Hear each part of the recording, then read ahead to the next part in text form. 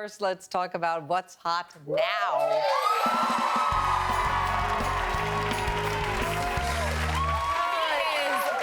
He is a hottie. And I love how when you turn the channel, anyone agree, Law & Order is on any channel you turn on, the middle of the night, and he is there. It's like, womp, womp.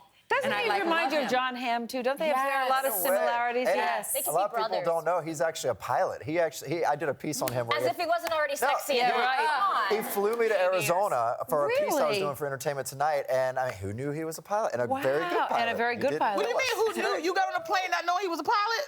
I didn't know that, and I didn't know that he only had it for 6 months. I'm like, wait a minute, you should have told me. Yeah, his license. Wow. He trained forever for those. Is he even allowed to carry someone with him? Yeah. I think he was kidding. Well, it doesn't matter anymore. Now you're here. Okay. Safe, yeah. All right, we all love Girl Scout cookies, right? I can't wait when they show up. They're so good, yes. So you may really find this a very sweet story. A little girl in Portland, Oregon is getting criticism because she set up shop selling her Girl Scout cookies outside of a marijuana dispensary. This is a smart kid. The girl's aunt helped her set up a table there. The aunt says the Girl Scouts didn't condone it, but it isn't against the rules. Said people seemed very happy. They were there. They sold all 35 boxes. That was their goal. Yep. It was kind of a cool thing. And the Foster Buds Marijuana Dispensary promoted the table with a banner, "Satisfy your munchies," on Facebook. This is brilliant. Okay, so is it brilliant or it's smart, but is it inappropriate? It's very smart. love and the next thing she need to do is set up shop outside a Weight Watchers facility and just keep it going. Like, I think that's brilliant. How much money that girl made? Okay. Well, she sold all 35 boxes. No, absolutely. This is a good lesson on supply and demand. Yeah. Look, you have McDonald's next to these, like, a club or a bar where people are. Oh, you think it's wrong? Grease. No, here's the thing. I don't mind smoking pot. I don't know people who smoke pot, but I don't need to put my kid in front of there and promote pot smoking or drugs. Well, you're not promoting it. But it gives it the kind of where, like, hey, this is okay. It's already legitimized there. It's legal. Fine, but it's still a drug, in my opinion. Well, then what about a liquor store? You drink a lot. Would you mind if I mean, no. And I say that. I know you say that with love. I know. I say that as somebody who drinks with you. So 100%. I don't think I would put her out in front of a liquor store. But why not think of it as this way? Maybe that mom and that dad, exactly that. I mean, I think anytime I see, especially a little girl, being an entrepreneur, being smarter than everybody else around her and saying, you know what, I know where to go, and the parents saying, you know what, embrace that entrepreneurial spirit. I say applause to the parents. Yes. Why not? You know why I do like it? Because I like it because she's selling them herself. I don't like it when, here's the thing, when parents come to you and say, my daughter's selling Girl Scout cookies, I think it teaches chutzpah to go out there and have to hustle and sell on your own. So I applaud that. Yeah, I agree with you. She's doing it face to face, and it creates, like, interaction, how to sell, so I applaud her for that. Yes. But I hated going door to door, not for Girl Scout cookies, but for other things. Yeah. For what? Did you sell wrap? Did you sell Christmas? Wrapping paper. Those chocolate bars with the almonds in it. I love those crackle ones, snap crackle But ones. I hated going to strangers' doors. I thought that was, it's like child abuse to make your kids do that. Well, nowadays it's actually my parents weren't dangerous. with me. So a lot of times kids don't do it anymore because there's a danger factor. Well, we never did it. We would buy all the stuff ourselves and eat it. We made a lot of money that way as well. All right. Moving on. We all make excuses from time to time, but is it okay to blame our kids for unacceptable behavior? Yes. Well, in a column in GQ magazine, the unethicist says, yeah, it's fine to blame your child as long as your kid doesn't find out. They're using them as a scapegoat. You can blame them for all sorts of things, like if you cancel on people, little Jimmy's sick, I'm so sorry, or weight gain, I can't lose weight because I'm so busy with the kids, I can't get to a gym, or I'm late because I had to get the kids ready for school. Sounds like I've done every one of these things.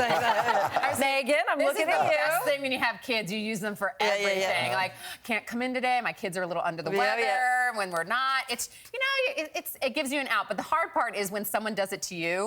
But it is nice. Once you guys have kids, you'll notice that you time your kids out. I'm going to be the biggest abuser of this. I already do this with my dogs. I'm like, I got to feed the dog tonight. So when I have kids, all the time. I don't have pets. I don't have kids. All I have is a period. So that's what I'm blaming it on. That's it. I'm sorry. So you know if you get a call. Oh, that's the best. Because no one wants to engage. Especially engage. Oh, with men with work, oh, I have female issues. Yes. Oh my God, go. It's okay. Don't show up. And we have a whatever very that male is. staff here, so we Oh, can I use know, that all the time. exactly. That time of the month. Good job, Liliana. But see, like I that. don't take those excuses. I think if you take excuses, then you get what you get. Because like I told you one time, you knew you had that child 4 years ago, so be prepared. Yeah. You know, I don't take no excuses. Don't cancel on me because of your kid, because I will come to your house, look at your kid, put a thermometer in their mouth, and make sure that they sick. Okay? And I think she's telling the truth, Ashley. Yes. All right. Plans to open a Chick-fil-A on the University of Nebraska campus have been rejected by the school based on comments made by the company's CEO back in 2012 against same-sex unions. You may remember this. In 2012, the CEO and president spoke out against gay marriage and the generation that had the audacity to redefine what marriage is all about. The campus had recently voted overwhelmingly to have the Chick-fil-A, but then activist groups came forward and said, no, it's not right, and the university said, we're not going to do it. Think it was the right decision? Of course it was the right decision. And people can say whatever they want to. You know, if you own chicken, you can support whatever you want to. But on a college campus, when you have that many people against it, even though a majority wanted it, you're just asking for trouble. You're asking for boycotting, all that. Go with something like McDonald's that no one, really cares about.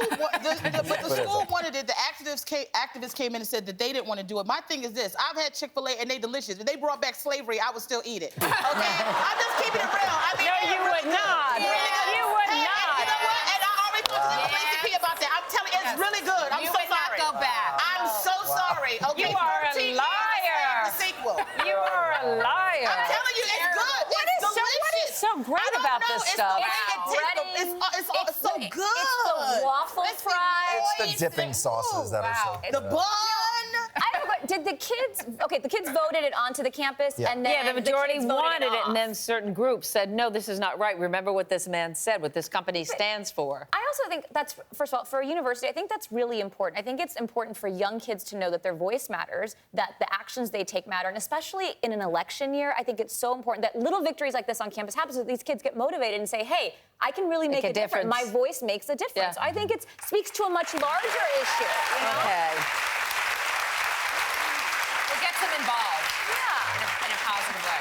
You know. Oh my God, I'm so hungry right now. You are. I'm so hungry. She was in the back hoping that they would deliver Chick-fil-A. well, that was the whole set. She's thing. like, are we getting it delivered because I can eat it on set? We were like, no. No Chick-fil-A for you. No, okay. None for you. None Here for we you. go. If you are behind the wheel of a car and you have road rage or in an emotional state, you could be putting your life at risk. According to new research, drivers who were judged to be angry, sad, agitated, crying, openly crying, were up to 10 times more likely to be involved in a car crash. Your emotional state is more dangerous than if you were to drive drowsy, if you were fiddling with the radio or the air conditioning or chatting on the phone.